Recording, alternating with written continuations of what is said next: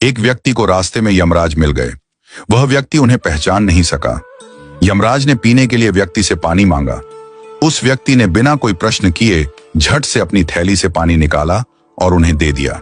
वृद्ध ने कृतज्ञ होकर जल पिया और फिर कहा, वत्स, मैं यमराज हूं। आज तुम्हारी आयु पूरी हो चुकी है और मैं तुम्हारे प्राण हरने आया हूं।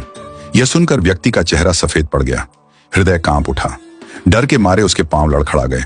लेकिन यमराज बोले, डरो नहीं, क्योंकि तुमने मेरी प्यास बुझाई है।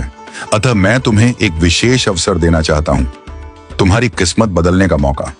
उन्होंने एक डायरी उसके हाथ में थमाई और कहा, इस डायरी में जो तुम लिखोगे वही सच हो जाएगा।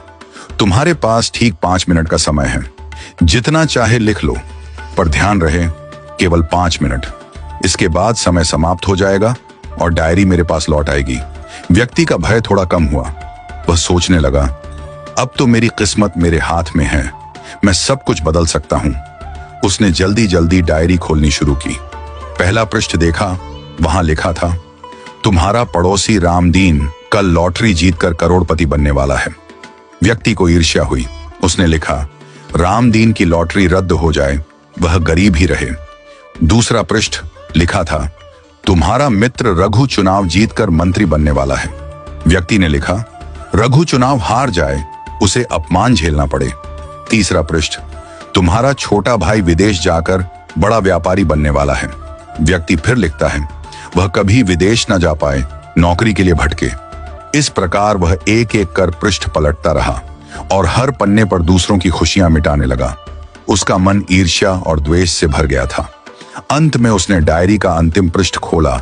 यह उसका अपना पृष्ठ था, जहां लिखा था, अब तुम अपने जीवन का भविष्य तय कर सकते हो।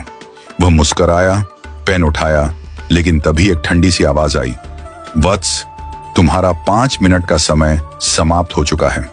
यमराज ने धीरे से डायरी उसके हाथ से ले ली और कहा, तुमने अपने जीवन का सबसे कीमती समय दूसरों का बुरा सोचने में बर्बाद कर दिया। न स्वयं के लिए कुछ लिखा, न अपने जीवन को सुधारने की कोशिश की। यह अवसर तुम्हें ईश्वर ने दिया था, पर तुमने अपनी दुर्बुद्धि से उसे खो दिया। अब पछताने से कुछ नहीं होगा। व्यक्ति फूट फूट कर रोने लगा।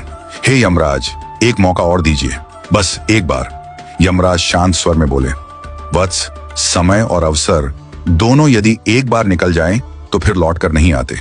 यही सत्य है, यही धर्म है। और फिर यमराज अदृश्य हो गए। समय अनमोल है, इसे सोच समझकर उपयोग करो। ईर्ष्या और द्वेष जीवन को नष्ट कर देते हैं। यदि ईश्वर तुम्हें कोई शक्ति या अवसर देता है, तो उसका उपयोग अपने और दूसरों के कल्याण के लिए करो। दूसरों का बुरा चाहने से तुम्हारा भला नहीं होता। जो व्यक्ति अपने भाग्य को सुधारने की जगह दूसरों को गिराने में समय लगाता है, वह अंत में अपने हाथों अपनी ही हार लिख देता है। सच्चा मनुष्य वह है जो अवसर मिलते ही प्रकाश की ओर बढ़े, न कि अंधकार में दूसरों को ढकेलने लगे।